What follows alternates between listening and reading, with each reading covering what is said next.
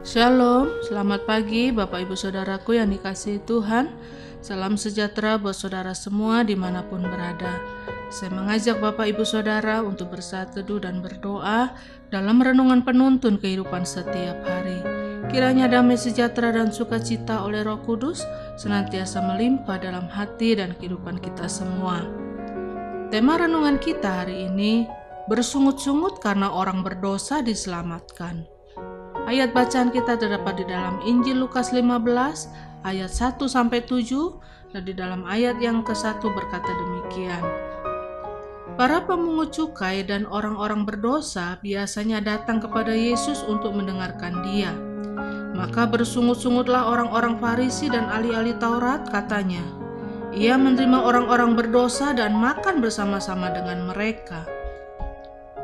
Bapak Ibu Saudaraku yang dikasihi Tuhan, mungkin kita tahu bahwa ada orang-orang yang tadinya hidup dalam dosa, orang-orang yang tadinya hidup dalam kejahatan, dan orang-orang yang tadinya tidak mengenal Tuhan.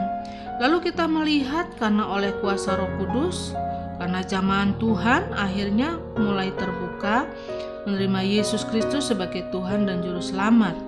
Dari seorang yang sebetulnya sedang berjalan menuju neraka, dan akhirnya dapat berjalan menuju pada keselamatan, surga rumah Bapa yang kekal, bukankah hal itu merupakan sukacita yang paling luar biasa dalam kehidupan kita? Itu sebabnya dimanapun ada orang yang bertobat, di situ pasti ada sukacita yang besar. Tetapi dunia ini sebagian orang menyebutnya sebagai dunia yang aneh, karena dunia adalah dunia yang sedang mentertawakan orang-orang yang bertobat. Justru kalau kita mau bertobat, kita mau hidup suci, kita mau menjadi bahan tertawaan. Tetapi kalau kita hidup dalam dosa, hidup dalam perzinahan, hidup dengan narkoba, justru kita akan punya banyak teman. Kita akan diterima banyak orang. Memang hidup di dunia ini tidak segampang yang orang pikirkan. Tetapi janji Tuhan bahwa kita tidak akan dibiarkannya sendiri seperti yatim piatu. Tetapi Tuhan akan memberikan penolong yang lain yang akan menyertai kita selama-lamanya. Jika hati kita dipenuhi oleh kuasa surga, jika hidup kita dipenuhi oleh kuasa surga, saya percaya kita menjadi orang-orang yang rindu melihat pertobatan. Itu sebabnya dimanapun kita berada, kita rindu bicara tentang Yesus. Orang yang sudah bertobat pasti mempunyai beban untuk jiwa-jiwa. Karena surga akan bersukacita jika ada satu orang berdosa yang bertobat. Mengapa orang-orang Farisi dan ahli-ahli Taurat bersungut-sungut ketika ada orang berdosa yang diselamatkan? Kita akan pelajari ada beberapa hal penting dalam ayat bacaan kita hari ini. Yang pertama, karena mereka hanya berpikir kepentingan dan keuntungan pribadi. Orang-orang Farisi itu sebetulnya senang melihat orang lain bertobat kalau pertobatan itu terjadi karena pelayanan mereka. Kadangkala kita juga demikian. Kita berkata saya cinta Yesus, tetapi ketika melihat gereja orang lain lebih diberkati, lihat gereja orang lain penuh dengan jiwa-jiwa yang bertobat dan diselamatkan, kita bukannya senang dan bersyukur, tetapi justru kita marah. Seringkali kita hanya berpikir untuk kepentingan dan keuntungan pribadi kita. Jika kita menyebut diri kita sebagai anak Tuhan, kita menyebut diri kita sebagai orang percaya, tetapi kita masih memikirkan kepentingan dan keuntungan pribadi, maka ini sangat berbahaya. Karena hal itu akan membuat banyak kehancuran dalam pelayanan pekerjaan Tuhan. Dan yang kedua, karena mereka memiliki iri hati. Orang-orang Farisi itu iri karena mereka melihat orang-orang berdosa itu sedang datang kepada Yesus dan tidak datang kepada mereka. Kita tidak akan layak masuk dalam pelayanan jika kita memiliki iri hati. Orang boleh sehebat apapun, tetapi jika dia iri hati, berarti dia tidak memiliki apa-apa.